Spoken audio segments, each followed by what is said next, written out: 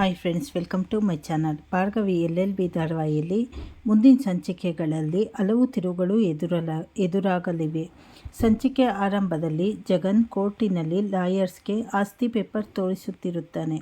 Lawyers ಪೇಪರ್ಗಳನ್ನೆಲ್ಲ ಸರಿ ಇವೆ sir, ನೀವೇ ಗೆಲ್ಲೋದು ಎಂದು ಧೈರ್ಯ ತುಂಬಿದಾಗ ಜಗನ್ ಆದರೆ ನನ್ನ ವಿರುದ್ಧ ಇರೋದು ಭಾರ್ಗವಿ ಎಂದು ಹೇಳ್ತಾನೆ. ಇದನ್ನು ಕೇಳಿ ಲಾಯರ್ಸ್ಗೆ ಶಾಕ್ ಆಗುತ್ತದೆ. ಅಷ್ಟರಲ್ಲಿ ಅಲ್ಲಿಗೆ ಬರುವ ಭಾರ್ಗವಿ, ಒಂದೇ ಒಂದು ವಕಾಲತ್ತಿಗೆ ಹೆದರಿ ಇಷ್ಟೊಂದು ಲಾಯರ್ಸ್ಗಳನ್ನು ಕರೆದುಕೊಂಡು ಬಂದಿದ್ದೀರಾ ಜಗನ್ ಪಾಟೀಲ್? ಎಷ್ಟೇ ಪೇಪರ್ ಕರೆಕ್ಟ್ ಆಗಿದ್ದರೂ ಕಳ್ಳ ಒಂದಲ್ಲ ಒಂದು ಕಡೆ ಎಡವುತ್ತಾನೆ. ಆ ಒಂದೇ ಒಂದು ಪಾಯಿಂಟ್ ಸಾಕು ಕೇಸ್ ಉಲ್ಟಾ ಮಾಡಲು.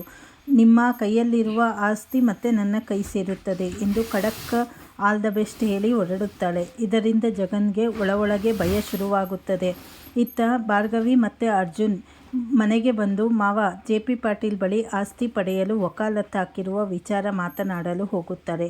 ಆದರೆ JP ಪಾಟೀಲ್, ಯಾರನ್ನು ಕೇಳಿ ನೀವು ವಕಾಲತ್ತು ಹಾಕಿದ್ದು? ನಾನೇನಾದರೂ ಆಸ್ತಿ ಬೇಕು ಎಂದು ನಿಮ್ಮ ಬಳಿ ಕೇಳಿದ್ದೇನಾ? ಅವನು ಎಷ್ಟೇ ಆದರೂ ನನ್ನ ತಮ್ಮ. ಆಸ್ತಿ ಮೇಲೆ ಆಸೆ ಇದ್ದರೆ ಅನುಭವಿಸಲಿ. ಈ ವಕಾಲತ್ತನ್ನು ವಾಪಸ್ ತಗೋ ಭಾರ್ಗವಿ, ನನಗೆ ನನ್ನ ಕುಟುಂಬದ ನೆಮ್ಮದಿ ಮುಖ್ಯ ಎಂದು ಹೇಳಿ ಶಾಕ್ ನೀಡ್ತಾರೆ. ಮಾವನ ಈ ಮಾತಿನಿಂದ ಅರ್ಜುನ್ ಮತ್ತು ಭಾರ್ಗವಿಗೆ ಏನು ಹೇಳಬೇಕೆಂದು ತೋಚುವುದಿಲ್ಲ.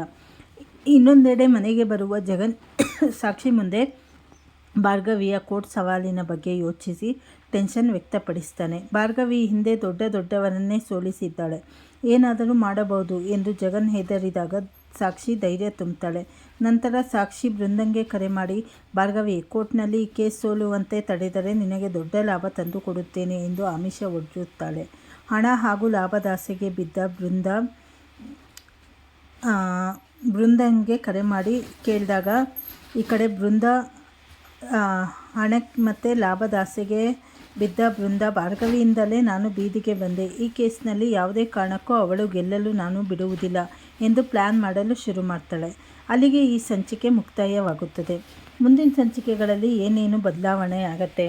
ಭಾರ್ಗವಿ ಮತ್ತೆ ಅವ್ರ ಮಾವನ ಆಸ್ತಿ ಅವಳಿಗೆ ವಾಪಸ್ ಕೊಡಿಸ್ತಾಳ ಅಥವಾ